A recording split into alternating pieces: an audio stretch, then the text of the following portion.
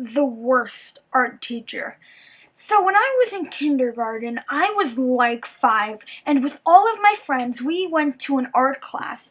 So when the teacher walked in, she said that we would have to draw a picture of our family, and we only would have one period. So it was going to be pretty easy. So I was just there, and I was like, I got this in the bag, boys, alright? So I'm gonna get the biggest A plus on my paper. So I started drawing, and like a spray of Da Vinci came out of my pencil, and it was amazing.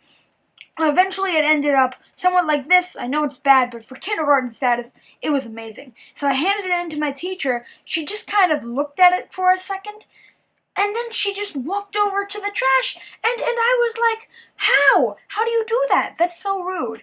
Now it's, I'm crying, it's 3rd grade now, right? Skip over to 3rd grade. She asked us to get a sketchbook. Everyone hates this lady. She asked us to get a sketchbook, and look, I was not gonna let this lady slide, alright? I only drew one thing in that sketchbook, and it was a really good elephant, but I don't have that kind of artistic talent, so here's a crappy Emma's Paint elephant. So fast forward to 4th grade, I was a cool kid, and when I said that, I'm a real cool kid. So my teacher, Mr. B, he knew it, he knew we all hated her, and he sent us to the art show, right? And now, in this art show, we had to pick a painting and write about it. So I picked this painting of a lady, I don't know, not really well known. So in the middle of me writing, the teacher calls me up, and she talks to me about my grades. Now, Kirill was actually here, and he was on the other side of this little wall, and he might have been listening, I'm not sure. So she said basically if I didn't do my work, I was gonna fail. Same o. And I said something that day that I would never forget. I knew this day was gonna go down in the history books for me, so I shouted, I want A1. And my savage levels just went through the roof just then.